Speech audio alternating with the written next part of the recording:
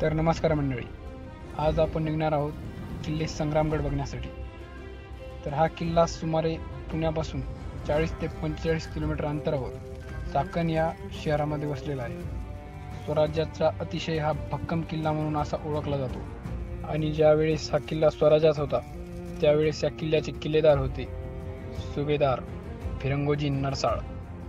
अवघे 350 मावळे घेऊन फिरंगोजी नरसाळ आणि त्यांच्या साथीदारांनी हा किल्ला तब्बल 56 दिवस लढवला। पण अखेर 14 ऑगस्ट 1660 रोजी हा किल्ला मुघलांच्या ताब्यात सापडला। शिवाजी शंभूराजे तर आपण पाहू शकतो, आपण आलेलो सध्या या किल्ल्यावर। किल्ल्याचं नाव आहे संग्रामदुर्ग। तर तत्कालीन ज्या युद्धामध्ये वापरली फिरंगोजी नरसाळ यांनी वापरलेली जी तोफ आहे ती तोफ आपण पाहू शकतो। ओके, फार दुरावस्था झाल्यामुळे महाराष्ट्र शासनातर्फे या किल्ल्याचं पुनरावस्थित करण्यात आलं। त्याचं थोडंफार काम इथे चालू झालेलं आहे। बऱ्यापैकी किल्ल्याचे बदल झाल्यामुळे काही काम आता सगळं पुनरावस्थित।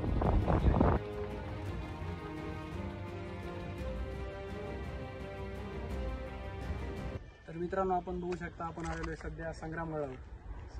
संग्रामगड हा किल्ला जवळपास शिवाजी महाराजांच्या स्वराज्यामध्ये होता। त्या काळात हा किल्ला जवळपास 65 एकरामध्ये पसरलेला होता।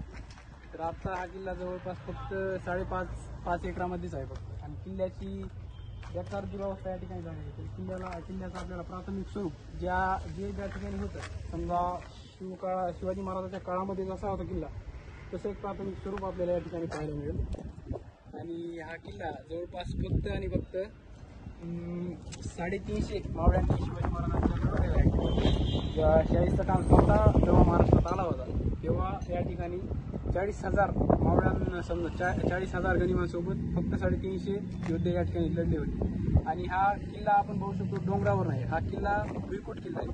म्हणजे याला समजा काबीज करणं एकदम सोपं होतं। पण तटबंदी या किल्ल्याची त्या काळामध्ये भरपूर समजा गणक होती। तर हा किल्ला काबीज करणं फार अवघड गेलं होतं शाहिस्तेखानाला। तर या ठिकाणी पाहू शकतो आपण एक मंदिर आहे आणि तत्कालीन ज्या काळामध्ये निघालेल्या ज्या वस्तू आहेत त्या पुरातत्व खात्याला मिळालेल्या त्या ठिकाणी। आणि या किल्ल्यावर एक मस्जिद पण आहे, ते आपण पाहू शकतो पलीकडे। तर पूर्णपणे या किल्ल्याची पडझड या ठिकाणी झालेली आहे। जवळपास 56 दिवस हा किल्ला आपल्या मावळ्यांनी लढवलेला आहे या ठिकाणी। आपण पाहू शकतो हा किल्ला संग्रामदुर्ग, किल्लेदार फिरंगोजी नरसाळ।